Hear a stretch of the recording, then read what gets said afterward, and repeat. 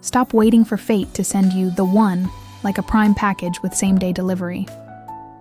If you don't choose, you get chosen, and usually by someone you don't actually want.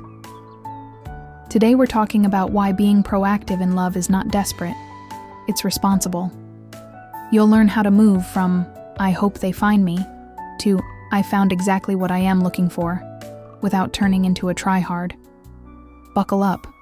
This is loving, direct, a little spicy, and very doable. Here's the truth nobody likes to admit. If you don't drive, you're just a passenger. In dating, that means your options shrink to whoever happens to DM you, match with you, or stand behind you in line at Trader Joe's. That pond is tiny. Goldfish and catfish and the occasional dragon all swimming together. And meanwhile, the truly high-quality partners, the ones with character, ambition, warmth, are not waiting around bored. They have options. So if you're lying on the couch trusting destiny to drop your soulmate through the ceiling like a rom-com prop, yeah, the odds on that are worse than winning your office March Madness bracket with random picks. Quick reset. Deep breath. Proactive doesn't mean thirsty. It means clear. It means you understand your value and you're willing to act in alignment with it. People who pursue love with intention usually have strong self-awareness and steady inner energy. That confidence is magnetic, not needy. Think of it like career hunting. You don't sit at home and hope HR magically appears. You build skills, you network, you apply, you interview. Love isn't a lottery, it's a plan. Mini beat change. Let's talk power. When you're passive, you surrender your chooser's rights. Your candidates are limited to chance encounters and whoever has the guts to approach you. That S like letting the universe set you up on a blind date with whoever S available at 4 p.m. If that's your lifelong happiness strategy, oof. But when you initiate, you enter the ocean. You decide your criteria: values, kindness, life direction, emotional maturity, even logistics like geography and lifestyle. And then you go where those people live. High-quality social spaces and communities instead of just swiping until your thumb needs physical therapy. Here's how that looks in real life. You join a co-ed run club that meets Saturday mornings. You say yes to your friend's dinner, where they're intentionally inviting 3 new people. You try a beginner's salsa class, a board game night, a young professionals meetup, the local volunteer build for Habitat for Humanity, your cousin's barbecue, or the neighborhood pickleball league. You ask your favorite engaged couple, "If you met a me, who would you set me up with?" You let your group chat know your 3 non-negotiables and tell them to keep an eye out. This isn't "please love me." This is "I'm ready and I'm moving." Transition, common fear. But what if I get rejected? You will. Everyone does. But initiating actually balances the relationship from the start. You're not chasing, you're choosing. When you approach someone because you genuinely admire them, not because you were starved for attention, the tone is equal. They feel respected, not pedestalized. And if they're not into it, great. Data collected. On to the next with your dignity and your schedule intact. Now let's address the compromise trap. When you wait, the first person who pursues you can feel like a scarcity miracle. You think, what if this is my only shot for a while? Suddenly you're rationalizing bright red flags into quirks. Okay, his income is unstable, but he's so honest. Sure, we have 0 shared interests, but she's really pretty. Those tiny compromises become a pebble in your shoe.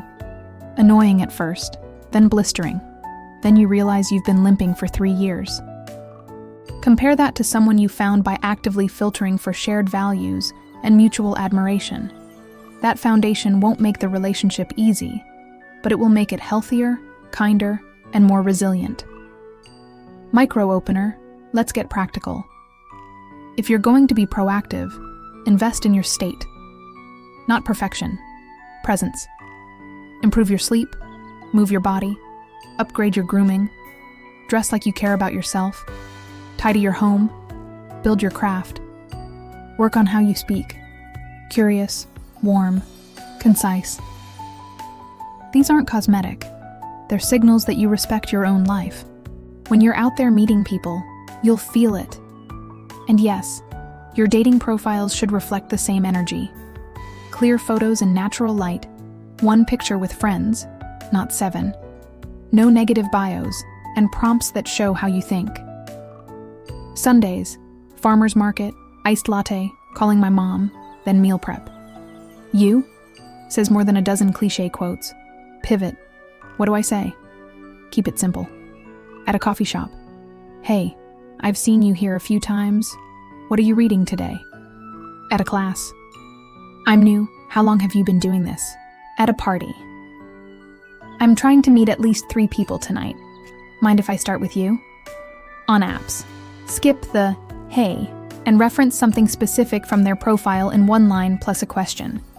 If you vibe, end with clarity. This was fun.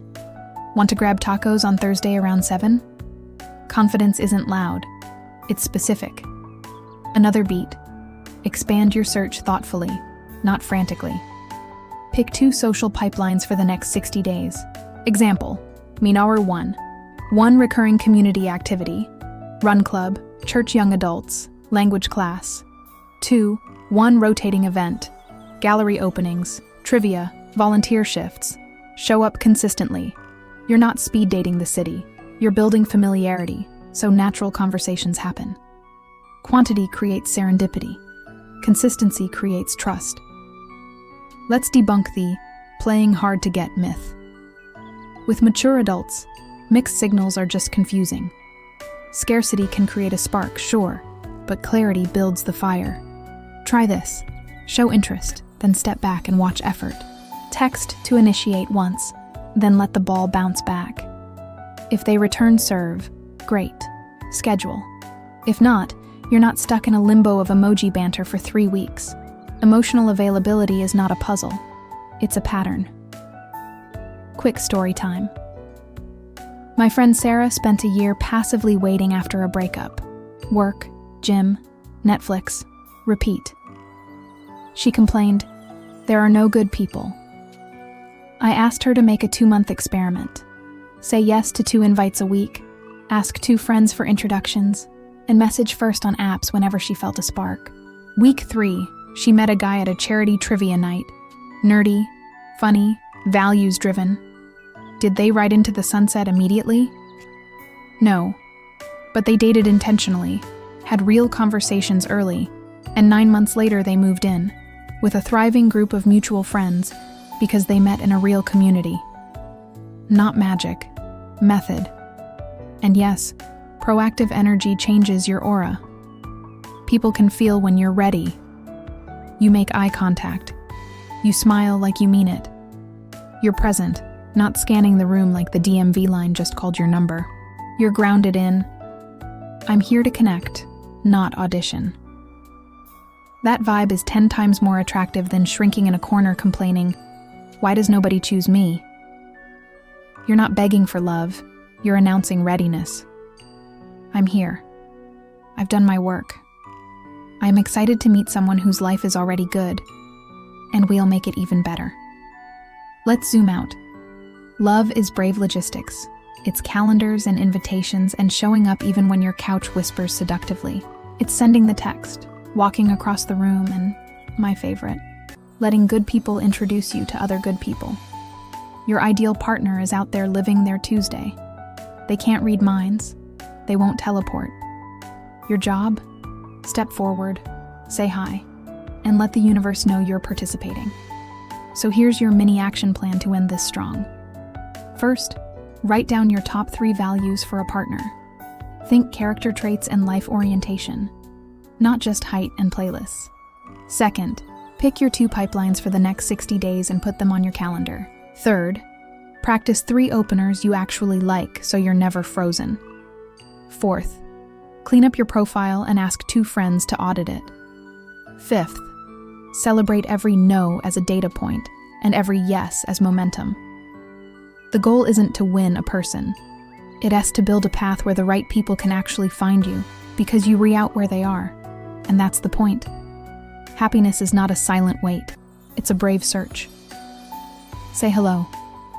Ask the question. When you meet them, smile and think, there you are. I've been looking for you.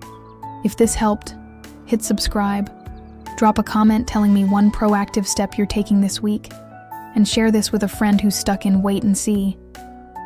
Your future self is already clapping.